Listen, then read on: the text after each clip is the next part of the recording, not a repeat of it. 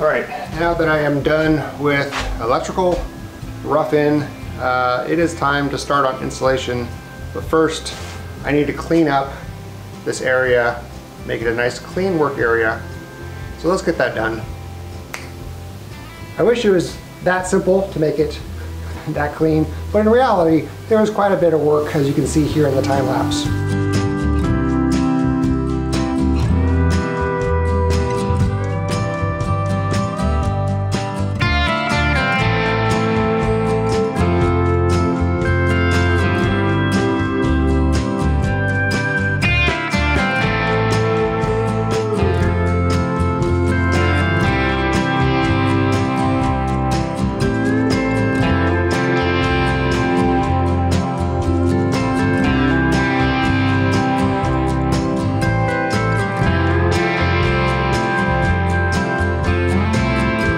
Now that it's clean, there are some pre-work items I need to do prior to being able to install the insulation, such as installing these hurricane straps on all of the old original roof rafters, between the roof rafter and the top plate. And if you remember, I've already secured the top plate to the studs, and the studs to the bottom plate, and the bottom plate to the floor joists, and the floor joists to the sill plate, which is connected by bolt to the foundation. So everything's tied together for any uplift of basically strong winds or seismic activity.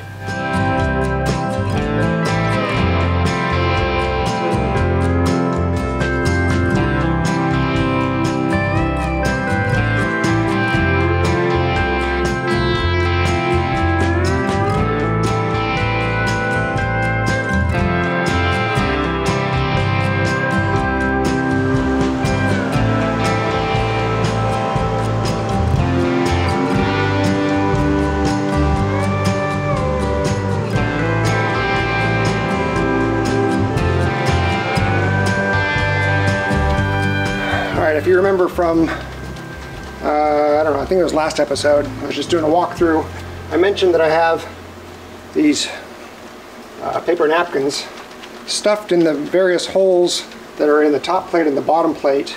And this is where wire is coming through the top of the bottom plate. And those need to be filled with a fire block foam. That's what this is right here, just a spray can. Probably gonna need more than just one single can.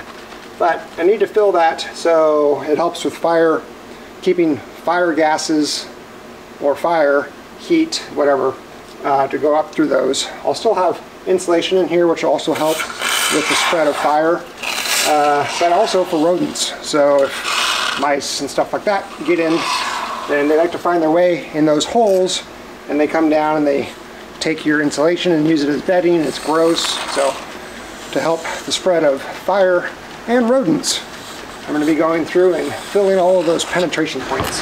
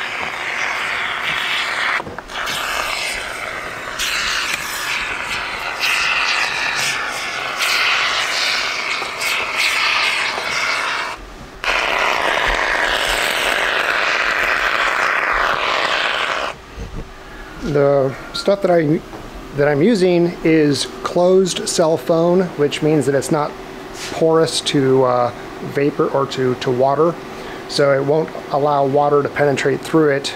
So that might have been a problem if this wasn't going to be a fully conditioned space, this great room, but it's going to be fully conditioned, and the water vapor that will be present in the room will be driven away mostly by the mini split, the air conditioning in the room. So I'm not too worried about the small amount of this expanding foam that I'm using around the cracks. I really just want to make sure that I'm going to keep bugs from crawling up from the attic, from the basement, from the outside, the best that I can, because I don't like bugs. Well, I may have gone a little bit overboard on the spray foam, but I really didn't want bugs to get in here.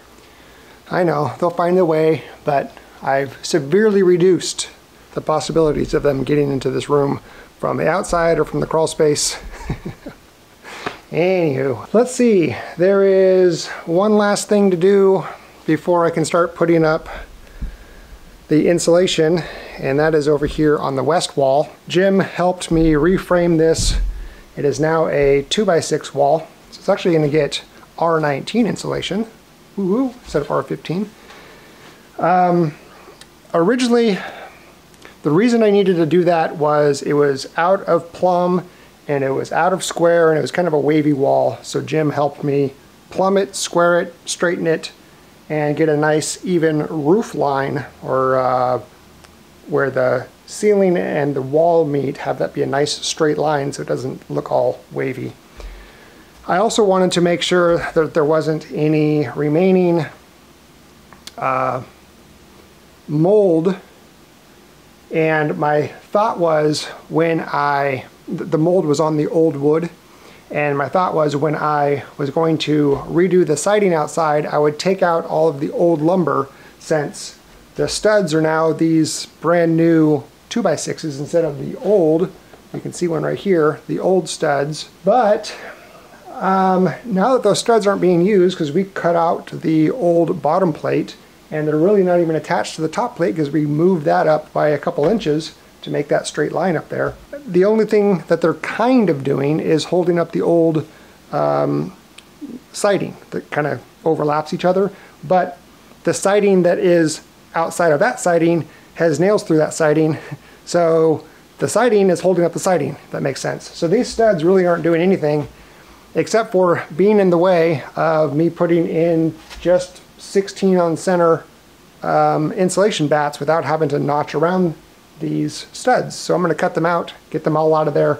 This will just be one brand new wall, nice and clean, and I can just use the insulation without having to cut them into smaller strips and just stick it right in there. So let's get those things out of there, and then I think I am ready to put up insulation.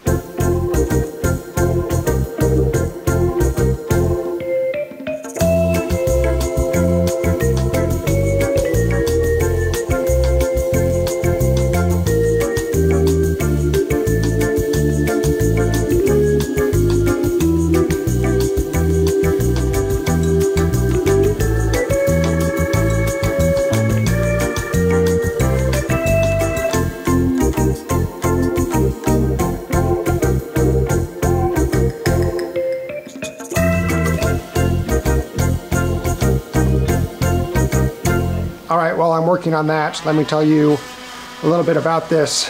So those are old studs that are no longer in use, and I've actually removed quite a bit of them already when I was doing all of the wiring work. Basically, I'm using an oscillating tool, and I'm using these metal blades. They have a little bit of, I guess there's carbide. Anyway, they're metal blades, and they just cut right through the nails, and then I'm able to take that 2x4, the old stud out. So, okay, next episode, putting up insulation. We're getting there. We're getting there. Almost ready for drywall. I will be ready for drywall. That is in 5 days. 5 days, drywallers will be here. It'll probably be a day's worth of work to do insulation, and then I can work on other things while I wait for drywall. All right, well, thanks for watching.